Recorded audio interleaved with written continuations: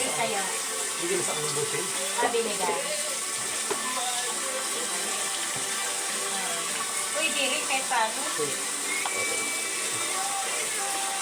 Diba? Laman.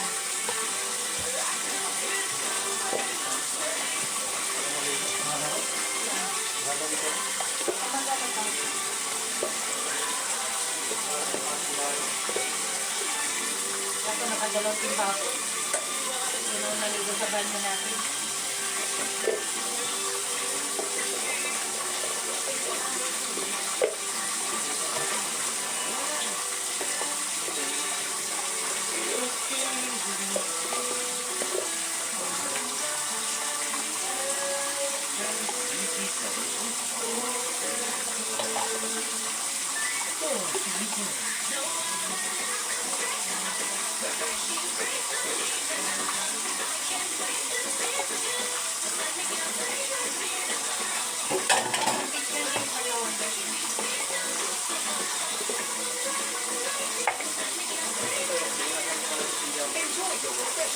Pinsan niya, inano niya.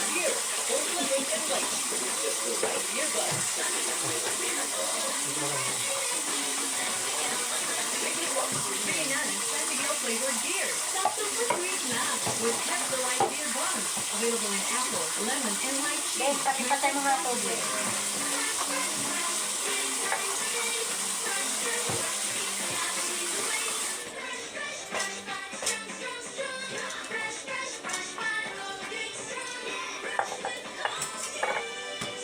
Brush with Colgate. Wala nang titibay pa sa #1 anti-cavity toothpaste.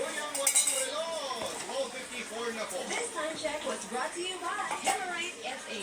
Ibalik ang iyong sigla. Mag-Hemorrhoid FA everyday. The blood vitamin. Isang bansa, isang barangay habang buhay. Nagbabalik po tayo sa ating barangay love stories. Update lang tayo, konting recap sa mga bagong bukas ng radyo. Nagiging overprotective na raw po itong ating sender, mga kapuso. Itong ating kabarangay na si Lexer. Hindi nyo po masisisi because nakita niya yung pighati. Pighati, no? Lungkot ng kanyang mga mahal sa buhay na hindi sineswerte sa pakikipag-love life, no?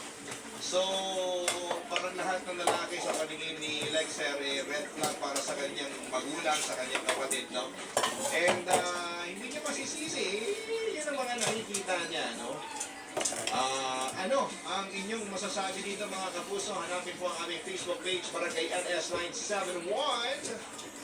Meron pa naman, sabi, nag-comment siya, yung daw nanay ni Lexer, may na-post na.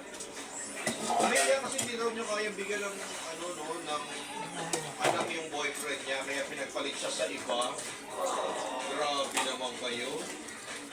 Parang kagabi yan, napanood yung interview ni sino itong artista nito, si Keanu Reeves.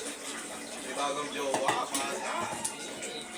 ang sabi niya, ako naman, naiintindihan ko naman kasi ako, aminado naman ako na hindi ko mabibigyan ng baby yung bagong boyfriend kasi hindi na ako magkakaanak. Di ba? Kailangan may mga ganyan kayo yung communication sa mga jowa ninyong bata. Kung halimbawa, mas matanda yung babae. Nadi-discuss niyo yun. Huwag niyong hindi pag-uusapan yun. Para handa ang puso ninyo at isipan ninyo kung ano man ang mangyari sa dulo. At kayo namang mga lalaki, kung kayo naman ay makikipagrelasyon sa may mga gandang babae at hindi kayo mabibigyan ng anak, siguraduhin ninyo na handa kayong panagutan yan. Ito. Diba? Ayan yung style. Ito. Kaya ako lang pala ginawa kasi gusto mo maging piloto ka. At saka magkaroon ng green card. Si Smondo, kilala yung binabanggit ni Papa Dudut. Tama po, sabi ni Tiab. Si Shiny, nakatulog din sa atin from Isabela, pa-shoutout daw. Si Shiny ba yun? Shiny? O, Shiny. Balik yan. Nalipita. Ayan na. Magbabalik po tayo sa ating live streaming. Standby lang kayo dyan sa live streaming at sa radio. Dito lamang sa Barangay Napsin, sa Barangay LS 97.1 forever. Ang Barangay Forever. sa buhay. Kaya na! Namumula kami ng mga apo ko. Kaya na! Parang nalilip ko na!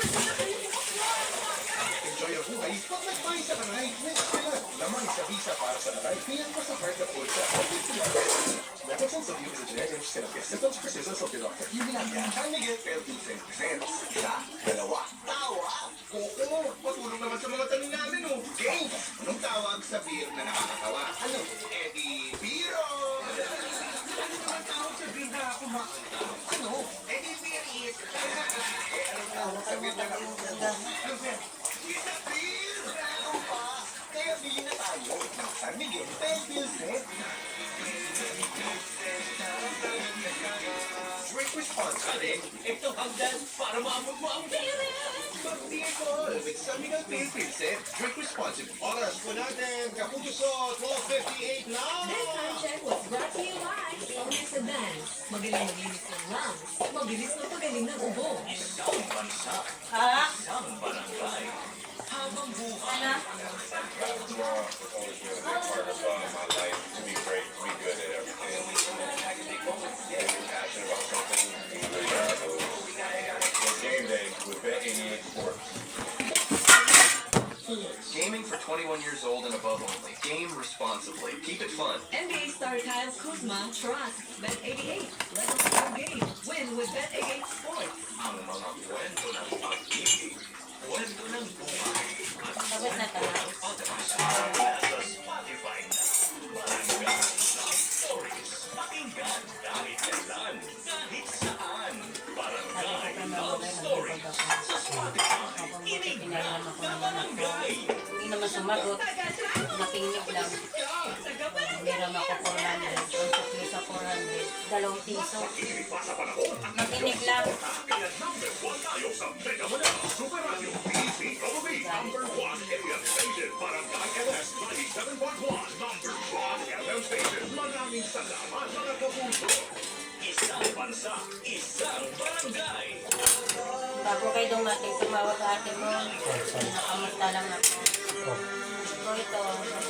Tapos, masarap. Sabi niya. Ano, sahod mo na pala mamaya. Oo, 300 na lang matira. Babayaran ko kapatid mo. Baka di na ako pautangin nun. Hindi na sa kumibo.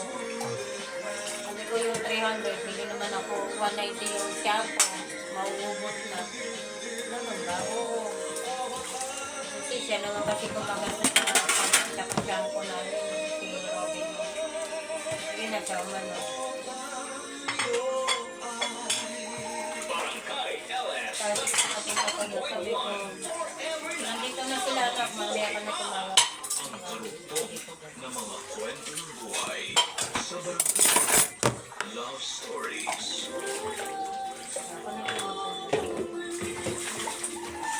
Mga panutot habang lumilipas sa mga araw ay guilty ako sa mga sinabi ko kay mama noong huling beses na nagtalo kami. Wala na ng aking damdamin pero mali pa rin na pinagsalitaan ko siya ng ganon. May kasamaan patuloy kami ng loob, bagay na bihira